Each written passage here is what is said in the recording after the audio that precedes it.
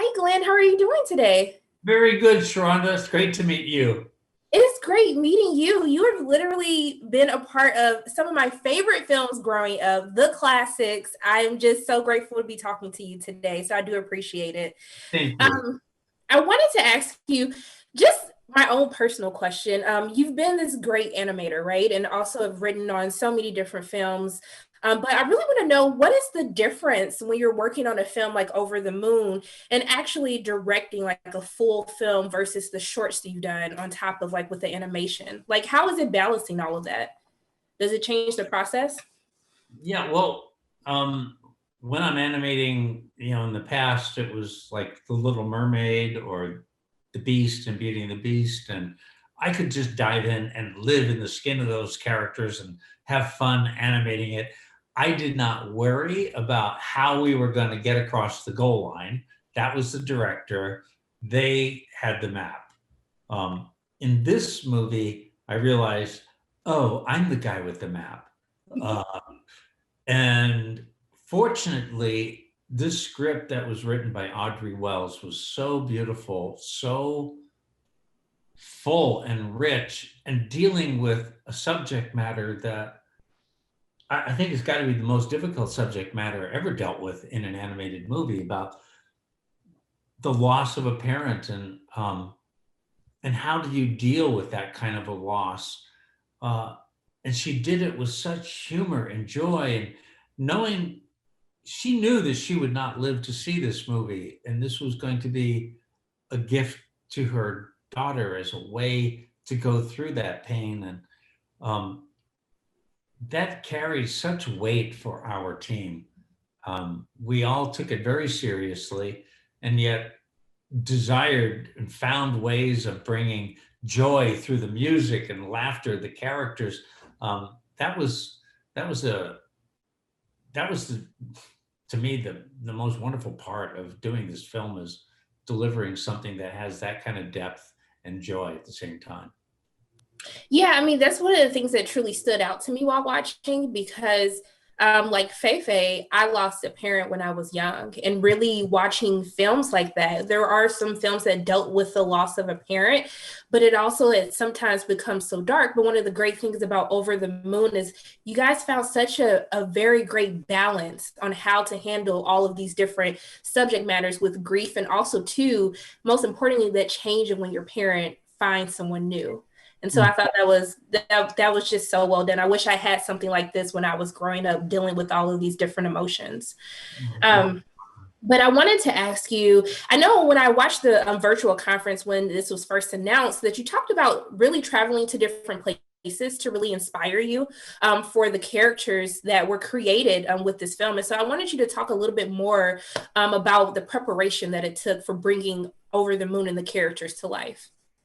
Well, since I'm not Chinese, I needed to really understand as best as a guy like me can what it's like to be there. So one of the important things was my producer Jenny Rim is Asian, and the producer Peilin Chow is Chinese, and they built this team of so many Asian people around me, including we it was very important to have voice talent that was all Asian as well, and the artists in China and the animators, as many female Asian animators as we could have.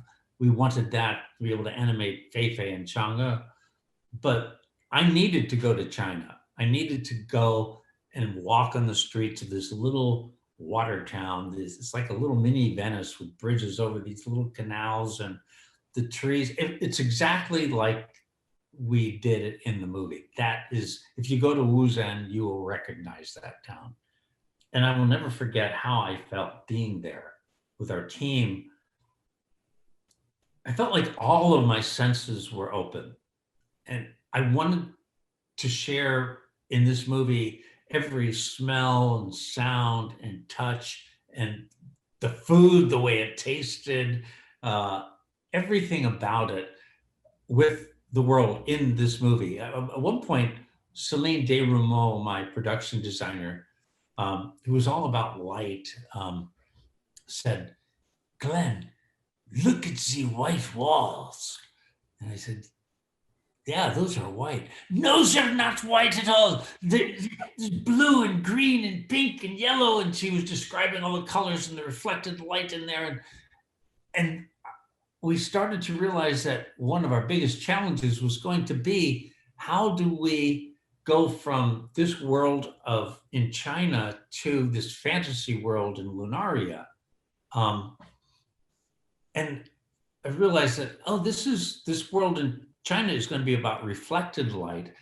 On the moon, it will be source light, like that the poster from Dark Side of the Moon, the Pink Floyd with the prism and the white light exploding into all these rainbows colors. That's what this movie needed to be. And I'll never forget that when Celine showed me for the first time Fei standing in front of all of these glowing spheres of Lunaria, that I was dumbfounded. All I could do was laugh and cry at the same time. It was so beautiful. It was great to watch. This is a beautiful film. I can't wait for everyone to see it. You've done such a fantastic job with Over the Moon. I truly appreciate you taking the time to speak with me today, Glenn. Thank you, Sharonda. I love chatting with you. I wish we had a longer time. I know, right? So many questions I have. Okay, just take one more. Do one more question. Glenn, don't get me in trouble now. Yeah, that's okay. Okay, but I did want to ask one more question, specifically with the travel. I wanted to know what piece of Asian culture that you experienced during your travels, but also too while creating Over the Moon. What piece of Asian culture stuck with you? Well, I'll answer that from very much an artist's standpoint, because I brought my sketchbook there and was drawing everywhere I went, into kids' classrooms, and the joy of the children. That was so powerful to me. But one of the things I really wanted to do was animate this moment of the scarf that tells the legend of Chang'e. I kept that for myself, that I was going to animate this moment, and it was going to be hand drawn, and I would be able to do it with pencil. But it had to feel like the traditional Chang'e. And so I went to the Chinese Art Museum and looked at the drawings of calligraphy, the way their lines went, and how they drew branches of trees. First, you learn to do calligraphy, then you could advance to drawing nature, and then to humans with the scarf. And so it was all of that study that I put into that animation of Chang'e as she's flying in the air. That's what, when I see the film, I remember that. I remember all of that discovery of Chang'e from the Chinese culture. And I just wanted it to be as authentic and true and real for the audience as it was for me. That's so awesome. Thank you so much for telling me that story. It's so much that goes into just these creations that you bring to screen. Thank you so much for sharing that moment with me. I truly appreciate it. Thank you, Sharonda. Take care. Have a great day. Bye-bye. Bye.